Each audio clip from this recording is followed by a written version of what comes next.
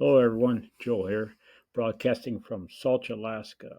Population 751 lonely and cold souls, and lots of Malamutes. More Malamutes here in Salch than any other town in the state of Alaska, and most of them are ours. Today, we're going to get off subject again. We're going to talk about training, but I got a question in the other day on my comments on Facebook asking me, who was your most memorable dog in the movie White Fang? Well, that got me thinking, and now I gotta tell you because it's fresh on my mind, even though it was 30 years ago. His name was Bear, one of the best lead dogs I've ever had, and he was actually a rescue. And let me tell you a story about him and the movie. And it might take a while, it might take two podcasts, but I gotta tell you. First, I should tell you that those who don't know, my sled dogs were featured in the movie White Fang in 1990 and 91. Spent 3 months working on the movie, and I have 14 dogs that were filmed in the movie. And my dog Bear, he was the leader in the team that you watch in the movie. And he came to me one night, cold night. A musher had dropped him off at our cabin. Apparently, the musher couldn't afford to feed him. So that's how we ended up with Bear. And he was skittish at first. Very, very skittish, just scared of people. Tucked his tail underneath him. So we brought him inside and kind of kept him inside the cabin for 6 months. And he really started to come around. Now, back in those days, most dogs were the old style Alaskan Huskies. They were very different what they are nowadays. Originally, the Alaskan Husky is not a recognized breed. They were basically created around 1920, 1930 because the advent of the airplane replaced Alaska Malamute for hauling freight and mail. So Musher decided to start racing to do something with their dogs, and they realized that the smaller dogs ran faster. And so they mixed different breeds into the Malamute, and they created a smaller dog, which was the Alaskan Husky. So the Malamutes kind of phased out, and there were still quite a few Malamutes around. When I first moved to a town called Wiseman, a small place, population probably 20 people at the time when I moved there. There was an old gentleman, old gold miner, actually, that owned a couple Malamutes, and he acquired them from Eskimo from Anaktuvik Pass. Beautiful dogs. Oh my goodness, beautiful, stocky, large Malamutes. Of course, they weren't registered, but it didn't matter. They're still purebred Malamutes. Well, like nowadays, racing was very popular. Everyone wanted to race, so the smaller dogs kind of were bred into the lines, and the Alaskan Huskies became smaller and smaller. And any of the larger dogs, like Bear, people wanted to bought them off to me, which everyone knew in the area that I loved big dogs, and I used them for freighting.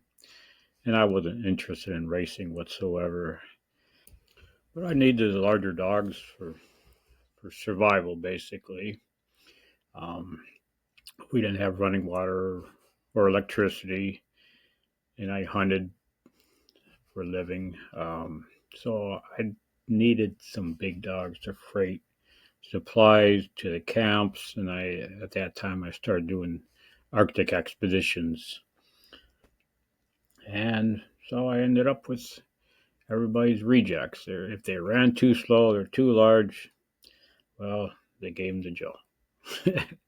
And I ended up with quite a mixed match team of Malamutes and Alaskan Huskies, and you name it. I had it. Even had some original Greenland dogs in there, which were just beautiful dogs as well. They were kind of like a Malamute, only their legs were a little bit shorter, but they were just fully muscled, wide, and it seemed like they're a little bit feisty once in a while, but that was nothing new for me. So basically, I had a team of Misfits. Um, and of course, Bear was my leader of the Misfits. Bear was quite a character. You know, I've had a lot of lead dogs in my time. And I always say, well, this lead dog's always been the best. This league's always been the best. You know, I I think they're all have their own unique talent, and it's hard to describe. But Bear had, I swear, he had a photographic memory. That guy knew where we at all times. He knew how to take shortcuts. I mean, the guy had it all figured out. But mostly, he was very affectionate, personable.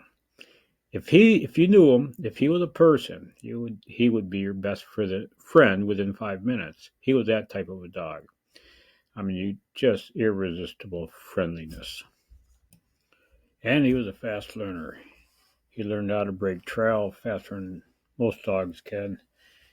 And he learned how to negotiate terrain, work with thin ice. I mean, the guy is a genius. I mean, he knew more than I did, that's for sure, and I learned a lot from him. I think we all can learn more from our dogs and most people. But nonetheless, he was quite a dog. And so here I was with this misfit team um, that I traveled quite a bit with, thousands of miles every year, exploring the country. And one day, the Walt Disney production company contacted me, and they heard about my dog. It's a small community, small dog mushing community, and They said they wanted a bunch of dogs that didn't look alike. They said they wanted misfits, and by golly, the good Lord works in mysterious ways, and I had exactly what they wanted.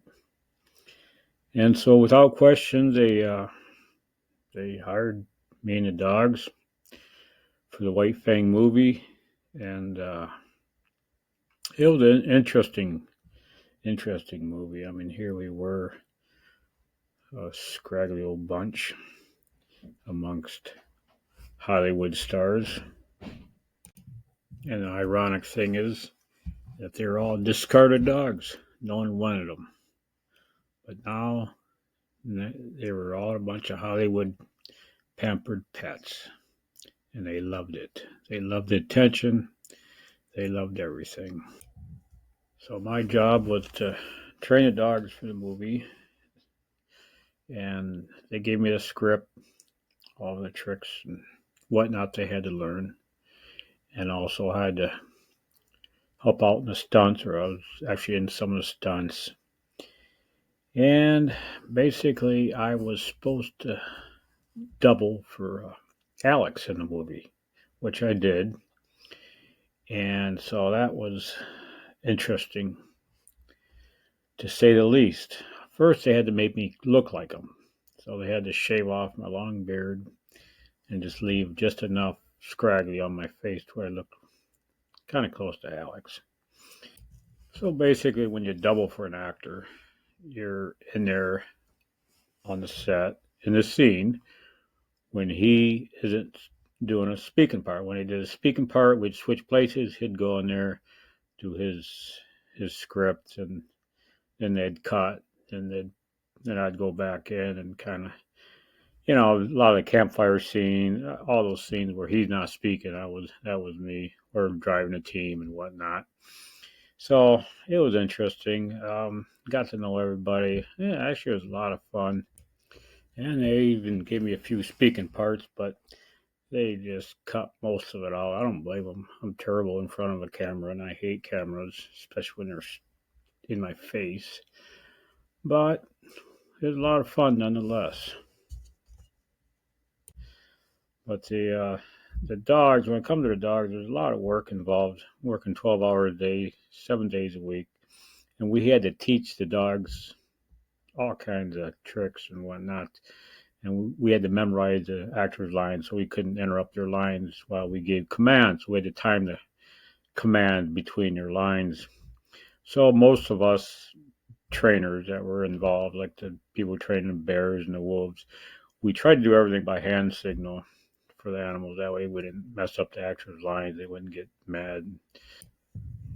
Many of the scenes were never shown in the movie, but we spent many hours and weeks shooting scenes that were never seen. But that's just the way Hollywood is. They cut a lot out. And when it came to Bear, that guy, he knew what was going on all the time. Yeah, I remember one time Bear was watching the director, and Bear was pretty smart. He knew as soon as that director said action that I would follow up with a command to go, and the team would, go across the snow in front of the cameras and look pretty.